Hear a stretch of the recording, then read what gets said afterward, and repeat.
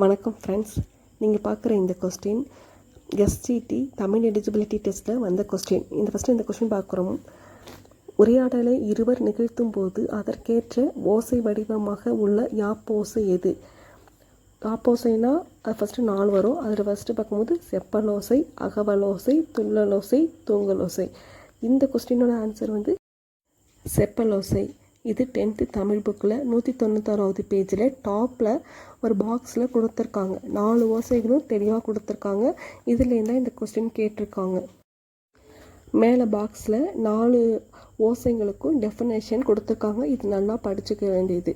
செப்பலோசை, செப்புனா இருவர் உரையாடுவது போன்ற ஓசை. 2 பேரும் செப்பிட்டே இருக்காங்க.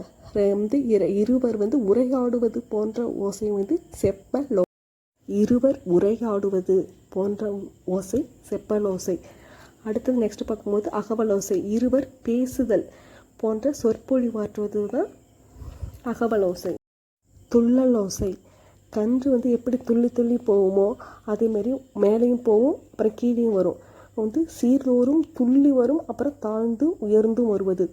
தாழ்ந்தும் உயர்ந்தும் வருவது துள்ளலோசை. துள்ளலோசைனா தாழ்ந்தும் உயர்ந்தும் வருவது துள்ளலோசை. கன்று துள்ளினாற்போல் சீர்தோறும் துள்ளி வரும் ஓசை தாழ்ந்தும் வரும் உயர்ந்தும் வரும். இது துள்ளலோசை.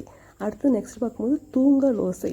சீர்தோறும் துள்ளாது தூங்கியே இருக்கும். இது தூங்கலோசை, தாழ்ந்தே வரும். துள்ளலோசை தாழ்ந்தும் உயர்ந்தும் வருவது துள்ளலோசை. தூங்கலோசைன்னு பார்க்கும்பொழுது தாழ்ந்தே வருவது தூங்கலோசை. இதெல்லாம் யாப்பதிகாரம், புலவர் குழந்தை சொல்லியிருக்காங்க. இது 4 ஓசைகளை பற்றி சொன்னது யாப்பதிகாரம், புலவர் குழந்தை. இதை கூட கேட்கலாம். செப்பலோசை. இந்த செப்பலோசை வெண்பாவிற்கு உரிய ஓசை செப்பலோசை. வெண்பா செப்பல் போட்டிருப்பாங்க, அந்த மாதிரி கூட நினப்பு வச்சுக்கலாம். வெண்பாவிற்கு உரிய ஓசை செப்பலோசை.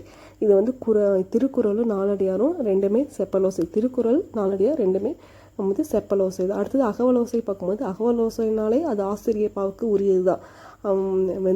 வெண்பாவிற்கு உரியது செப்பலோசை, ஆசிரியப்பாவுக்கு உரியது அகவலோசை. ஆசிரியப்பாவில் வர்றது சிலப்பதிகாரம், மணிமேகலை, பெருங்கதை. இது எல்லாமே அகவற்பாவில் வரக்கூடியது. அகனுப்பாவில் வரக்கூடியது என்னென்னா சிலப்பதிகாரம், மணிமேகலை, பெருங்கதை. ஓசை அகவலோசை ஆசிரியப்பாவுக்கு உரியது. அடுத்து பார்க்கும்போது துள்ளலோசை. துள்ளலோசைனாலே உயர்ந்தே வருவது, அப்புறம் தாழ்ந்து வருவது. கலிப்பாவுக்கு உரியது. துள்ளலோசைனாலே அது கலிப்பாவுக்கு உரியது. தூங்கலோசைனா வஞ்சிப்பாவுக்கு உரியது. துள்ளலோசை கலிப்பா, தூங்கலோசை வஞ்சிப்பா. Thank you friends. இந்த வீடியோ பிடிச்சிருந்தா உங்கள் ஃப்ரெண்ட்ஸுக்கு ஷேர் பண்ணுங்கள். Thank you friends. இந்த வீடியோ பிடிச்சிருந்தா ஃப்ரெண்ட்ஸுக்கு ஷேர் பண்ணுங்கள்.